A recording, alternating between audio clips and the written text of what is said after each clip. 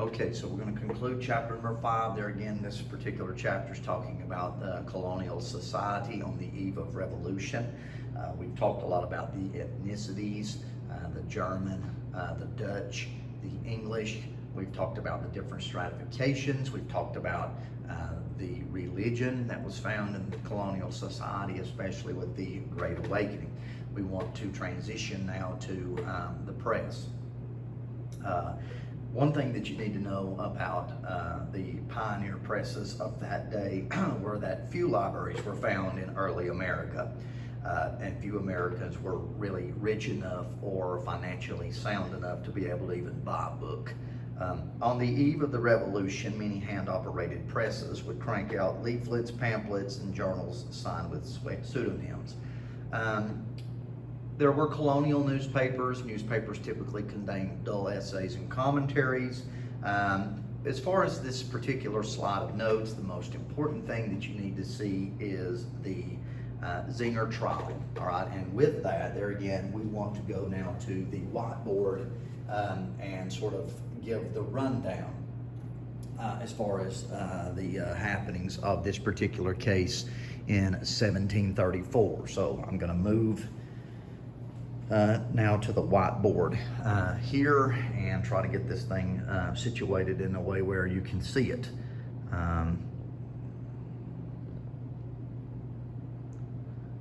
All right, hopefully that's, let me back it up just a little bit here. Okay, that's pretty good there. We're kind of slanted just a little bit, but I think everybody can see that. All right, so the Zenger trial is going to start in 1734. One thing that you need to note about this particular case is that it is not a United States court case. Remember, colonial personnel is still subject to Britain. All right, so what's going to happen here, and this is just sort of the backstory and to provide content development to the result thereof. Now, there is operating a royal governor by the name of William Cosby. So yes, the governor is Bill Cosby. He is very corrupt. There again, he is sort of operating as governor for his own intentions, the king's intentions. One thing that he, from a selfish perspective, wanted was to increase his salary. He had problems. There again, the New York court system was a little reluctant as far as providing him that increase of salary. So what happens next? He would unjustly fire the Chief Justice and would replace with a friend. Guess what happens next? His salary would increase. Well, the particular justice that was fired started to throw around the idea of the creation of a new newspaper known as the New York Weekly Journal. Here's what you need to remember.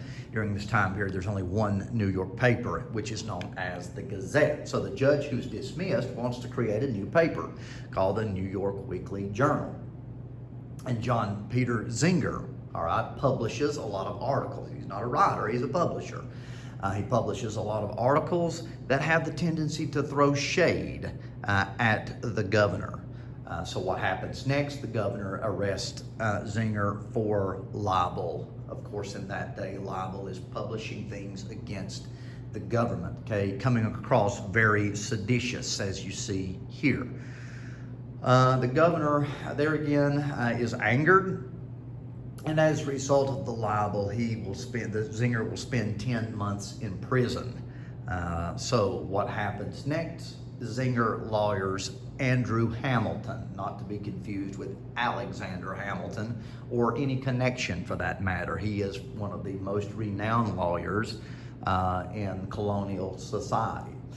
Andrew Hamilton basically is feeling the pressure from the governor because the governor is certainly pushing to continue to put Zenger in imprisonment because of the guilt. However, Andrew Hamilton, very persuasive, tells the jury that they can prove what has been said against the governor is true. So the renowned statement that he makes towards the jury is that truth should be a defense against libel. There again, if we can prove it to be true, how can we say that it is libel, and how can he be charged of that? You need to remember that in 1734, that doesn't become a precedent, all right? It doesn't become a standard until that you see over to the far right, People versus Croswell of 1804. Eventually, that will become standard, but there again, we're a long way from 1734 to 1804. So the jury deliberates for 10 minutes and decides that he is not guilty. All right, no precedent is set in 1734. Please remember that. It's not until 1804 that that standard will be set. But the big kicker here is the idea that springs from the truth should be a defense against libel. The idea is the Bill of Rights, all right, the freedom of press. All right, so we start to generate that idea as early as 1730. So this case is very important as we become on the eve of revolution, as we start to gear up towards eventually several years later in the framework of the U.S. Constitution. This situation is already putting it in motion. That sooner or later there will be a Bill of Rights, and in the Bill of Rights there will be the protection as far as freedom of press. So very important that you understand that the Zenger trial is paving the way, for that freedom of speech and freedom of press.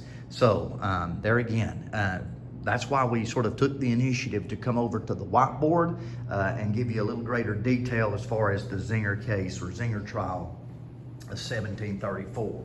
All right, we're coming back over here now to the smart board to conclude these notes up for chapter number 5. All right, so that gives you a little bit more note as far as the Zenger case that you see at the bottom of this particular slide. So there again, probably the most notable situation, especially when we're talking about the pioneer presses. Please remember that importance. The freedom of the press scored a huge early victory. There again, showing a framework or a prelude, so to speak, of the idea of freedom of press. All right, so very, very important there. All right, so there again, the government in the colonies by 1775, 8 of the colonies had royal governors who were appointed by the king. And of course, they're going to meet the demands of the king because of their appointment. There's not a lot of, working for the people, okay? 3 had governors chosen by proprietors. Practically every colony utilized a 2-house legislative body. The upper house was appointed by royal officials or proprietors. The lower house was elected by the people. Self-taxation with representation came to be a cherished privilege that Americans came to value above most other rights. Most governors did a good job, but some were just plain corrupt. For example, Lord Cornbury, first cousin of Queen Anne, was made governor of New York and New Jersey in 1702, but proved to be a drunkard, a spendthrift, a grafter, an embezzler, a religious bigot, a cross-dresser, and a vain fool. The right to vote was not available to just anyone, just white male landowners only. However, the ease of acquiring land to hard workers made voting a privilege easily attainable to many people in this group.